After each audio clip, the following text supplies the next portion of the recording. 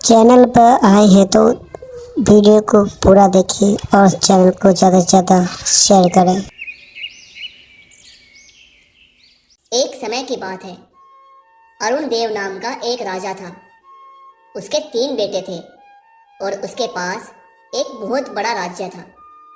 जैसे जैसे राजा की उम्र बढ़ने लगी, उसे अपने राज्य की चिंता सताने लगी।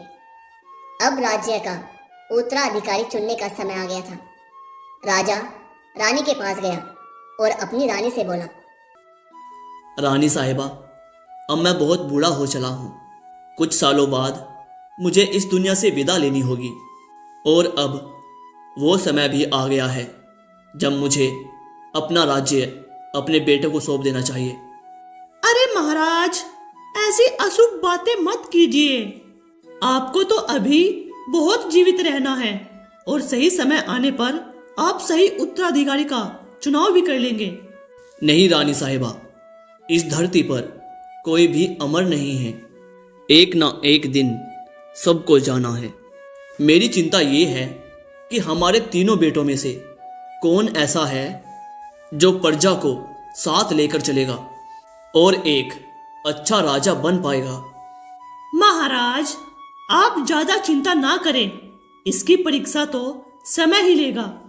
इसे आप समय पर छोड़ दीजिए। इसे वक्त पर छोड़ने की जरूरत नहीं है रानी साहिबा। मुझे एक तरकीब सूझी है।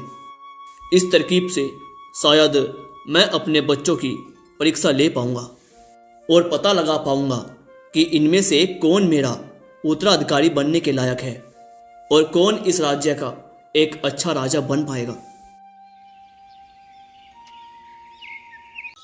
अगले दिन राजा अपने मित्र मंगल के पास जाता है। कैसे हो मंगल? अरे अरे, इतने बड़े महाराज और आज मेरी कुटिया में। बताइए महाराज, आपका यहाँ कैसे आना हुआ? अरे मंगल, दुनिया की नज़रों में मैं महाराज हूँ, पर तुम्हारा तो बचपन का मित्र हूँ ना। शायद पहली बार हो रहा है ऐसा कि खुद कृष्ण सुदामा की कुटिया में पधारे हैं। अब तुम चाहे जो कहो, पर सत्य तो ये है कि मुझे तुमसे मदद चाहिए। आपके पास तो भगवान का दिया हुआ सब कुछ है महाराज, फिर आपको मेरी ज़रूरत कैसे पड़ गई? हाँ, मुझे पता है मंगल, मेरे पास भगवान का दिया हुआ सब कुछ है, पर मैं जिस दुविधा में पड़ गया हूँ उससे बाहर मुझे बस तुम ही निकाल सकते हो। जी, तो फिर बताए मुझे क्या करना होगा? असल में कुछ सालों बाद मेरी हालत ऐसी नहीं रहेगी कि मैं राज्य चला सकूं। मुझे अपने तीनों बेटों में से किसी एक को राजगद्दी सौंपनी होगी। अब कौन उस राजगद्दी का असली हकदार है और कौन सच में काबिल है, ये पता लगाने के लिए तुम्हें और मुझे एक नाटक रचना होगा। कैसा नाटक महाराज? राजा मंगल सीनू को अपनी सोची हुई योजना विस्तार से समझा देता है। ठीक है, मैं समझ गया महाराज। आप चिंता ना करें महाराज, मैं इसे बहुत अच्छे से कर लूँगा। इस नाटक से मुझे ये पता लग जाएगा कि मेरे तीनों बेटों में से कौन एक सच्चा इंसान है और प्रजा की देखभाल कर सकता है, और उसी बेटे को मैं अपना सिंहासन दे दूंगा। इतना कहने के बाद राजा अपने महल लौट आता है। महल पहुंचने के बाद राजा एक एक करके अपने पुत्रों को बुलाता है और उनसे बस एक ही बात बोलता है। प्रणाम पिताश्री, प्रणाम माताश्री। अजय, तुम मेरे सबसे प्रिय पुत्र हो और मुझे लगता है तुम सबसे काबिल भी हो। इसीलिए मैं चाहता हूँ कि तुम्हें मेरी राजगद्दी का उत्तराधिकारी चुना जाए। ये तो मेरे लिए बहुत सौभाग्य की बात होगी पिताश्री। ठीक है पुत्र, अभी तुम जाओ, और हाँ, अभी ये बात तुम किसी से भी मत कहना कि मैंने तुम्हें अगले राजा के रूप में चुना है। थोड़ी देर बाद राजा विजय को अंदर बुलाता है और उससे भी वही बातें कहता है कि वो अगला राजा बनेगा। फिर थोड़ी देर बाद उसका तीसरा पुत्र धनंजय भी अंदर आता है और राजा उससे भी वही कहता है कि अगला राजा उसे चुना जाएगा। महाराज, आपके मन में चल क्या रहा है? आपने तीनों राजकुमारों से सिंहासन का वादा कर दिया। पागल हो गया क्या जी? बुद्धि सटक गई है क्या? आप ऐसा क्यों कर रहे हैं? बताइए तो। महारानी साहिबा, आप सोच रही होंगी कि मैंने अपने तीनों बेटों से एक ही वादा क्यों किया है। असल में रानी साहिबा, ये मेरी योजना का एक हिस्सा है। मैं ये देखना चाहता हूँ कि कौन सा बेटा सच्चाई, कर्तव्य और अपनी प्रजा के प्रति वफादार रहेगा। इस परीक्षा से मैं ये जान पाऊंगा कि उन तीनों में से कौन सा पुत्र सच में इस राज्य का योग्य उत्तराधिकारी है। तीनों भाई यह समाचार सुनकर बहुत खुश थे, लेकिन उन तीनों को इस बात का बिल्कुल भी अंदाजा नहीं था कि जल्द ही उनका सामना एक कठिन परीक्षा से होने वाला है और इस परीक्षा में पास होने के बाद ही उन तीनों में से किसी एक को राजा का सिंहासन मिलेगा। कई दिन बीत जाते हैं। तीनों भाई राजा बनने के सपने देख रहे थे। इसी के चलते राजा एक दिन अपने दरबार में एक सभा बुलाते हैं। सभा में राजा, रानी स्नेहलता और राजा का मंत्री सुजन सिंह, एक सैनिक और राजा के तीनों बेटे शामिल होते हैं। इसके अलावा वहाँ एक कैदी भी मौजूद होता है जिसे सजा दी जाने वाली थी। वह कैदी और कोई नहीं बल्कि महाराज का बचपन का दोस्त मंगल सीनू था, जो वास्तव में एक कैदी नहीं बल्कि कैदी होने का नाटक कर रहा है। क्या हुआ पिताजी? इस कैदी का अपराध क्या है और इसे कौन सी सजा दी जाने वाली है? इसे आज ही फांसी दी जाने वाली है। पर पिताजी, फांसी ही क्यों? क्या किया है इसने? इसका अपराध क्या है? इसने भरे बाजार में महाराज को यानी मुझे गालियां दी। राजा के खिलाफ जो भी आवाज उठाएगा उसकी सजा केवल और केवल मृत्यु है। ये आप क्या कर रहे हैं पिताजी? इतने छोटे अपराध के लिए इतना बड़ा दंड, ये तो अन्याय है। अब तुम मुझे न्याय और अन्याय का मतलब समझाओगे? इसने सबके सामने मुझे उल्टा सीधा कहा है। इसे मृत्यु की सजा देने के अलावा और कोई विकल्प नहीं है। ये तो मरेगा आज। ये तो गलत है पिताजी।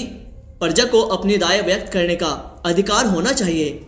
अगर कोई सीमा से बाहर जाकर कुछ बोलता है तो उसे दंड जरूर मिलना चाहिए, लेकिन उसके पूरे जीवन को ही समाप्त कर देना ये उचित नहीं है। मैं आप तीनों राजकुमारों से हाथ जोड़ के विनती करता हूँ, मेरी इस गंभीर गलती को माफ करवा दे और मुझे एक और मौका देने की कृपया करें। अरे वाह, ये मंगल सीनू तो वाकई में एक शानदार नाटक कर रहा है। एक्टिंग का बादशाह है, कसम से बहुत अच्छी एक्टिंग कर रहा है। पिताश्री, मैं समझ चाहूँगा, पर मैं आपके इस निर्णय के बिल्कुल खिलाफ हूँ। अच्छा, और कौन है जो मेरे इस निर्णय के खिलाफ है? और कौन इस अपराधी को बचाना चाहता है? मैं भी इसके खिलाफ हूँ पिताश्री। हाँ पिताजी, मैं भी इसके खिलाफ हूँ। वाह, मेरे तीनों बेटे न्याय की समझ रखते हैं। ये जानते हैं कि इस अपराध का क्या दंड होना चाहिए। तो आप तीनों ये चाहते हैं कि इस कैदी को मृत्यु दंड ना दिया जाए। ठीक है, आप तीनों एक एक करके मेरे कमरे में आइए। राजा अपने कमरे में चला जाता है और सबसे पहले विजय को अंदर बुलाता है। प्रणाम पिताजी। तो तुमने मन बना लिया है कि तुम इस अपराधी को मृत्यु की सजा नहीं देना चाहते? जी पिताजी, मुझे लगता है उस अपराधी को एक छोटे से अपराध के लिए बहुत बड़ी सजा दी जा रही है। ठीक है, ठीक है। अगर तुम इस कैदी को मृत्यु दंड से बचाना चाहते हो तो तुम्हें इसके लिए कीमत चुकानी होगी। मैंने जो तुम्हें सिंहासन देने का वादा किया था उसे हमेशा हमेशा के लिए भूलना पड़ेगा। क्या तुम ऐसा करने के लिए तैयार हो? क्या? हाँ, तुम एक राजा के निर्णय को बदलने की बात कर रहे हो। इसकी कीमत तो तुम्हें चुकानी पड़ेगी। जो सिंहासन देने का वचन मैंने तुमसे किया था उसे हमेशा हमेशा के लिए भूलना पड़ेगा। बोलो, क्या तुम ऐसा करने के लिए तैयार हो? पिताजी, मैं एक आम इंसान की जान बचाने के लिए अपना भविष्य दांव पर नहीं लगा सकता। आप उसे मृत्यु दंड दे दीजिए। वाह, ये तो बड़े न्याय की बात कर रहा था, और जब बलिदान देने की बात आई तो पीछे हट रहा है। ये तो राजा बनने के काबिल बिल्कुल नहीं है। ठीक है, मैं समझ गया। अब तुम यहां से जाओ। फिर थोड़ी देर बाद राजा अजय को कमरे में बुलाता है। बेटा अजय, अगर तुम चाहते हो इस व्यक्ति को मृत्यु दंड ना मिले तो तुम्हें इसकी कीमत चुकानी होगी। इस व्यक्ति की जान के बदले तुम्हें अपने भविष्य का सिंहासन छोड़ना होगा। क्या एक आम इंसान की जिंदगी बचाने के लिए मुझे अपना सिंहासन छोड़ देना चाहिए? ये कतई नहीं होगा मुझसे।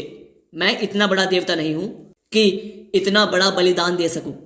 पिताश्री, आप उसे मृत्यु की सजा दे दीजिए। मैं कोई विरोध नहीं करूंगा। अजय की बात सुनकर राजा बहुत उदास हो जाता है, क्योंकि उसका दूसरा बेटा भी सिंहासन के लिए पलट गया। अब राजा को पूरी उम्मीद अपने तीसरे बेटे से थी। और थोड़ी देर बाद धनंजय भी कमरे में आता है।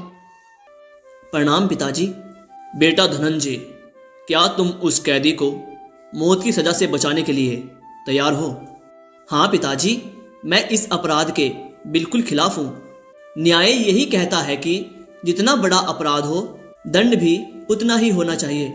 ना तो बड़े अपराध के लिए छोटी सजा होनी चाहिए और ना ही छोटे अपराध के लिए बड़ी सजा होनी चाहिए। ठीक है, अगर तुम चाहते हो कि मैं अपना निर्णय बदलूं और कैदी की जान बख्श दूं, तो तुम्हें इसकी एक बहुत बड़ी कीमत चुकानी पड़ेगी।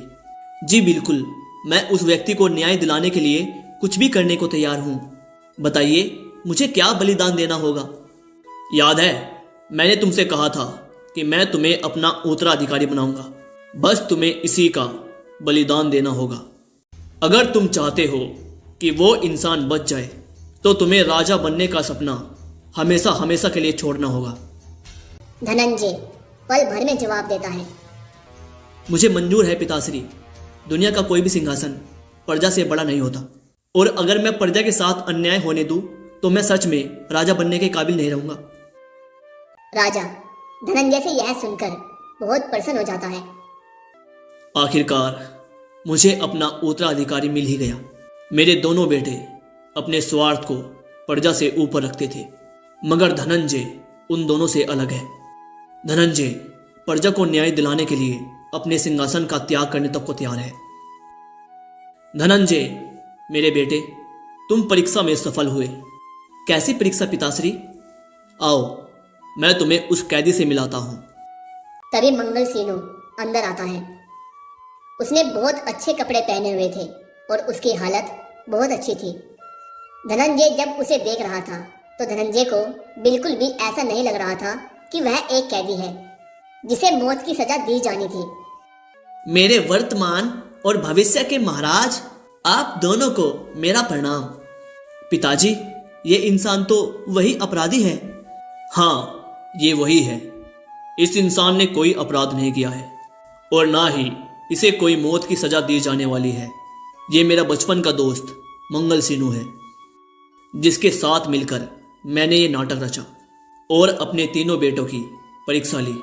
अजय और विजय अपने स्वार्थ की वजह से इस परीक्षा में सफल नहीं हो पाए, लेकिन तुम अपने न्याय पर अड़े रहने की वजह से इस परीक्षा में सफल हो गए हो, और मैं तुमसे इस बात पर बहुत प्रसन्न हूँ।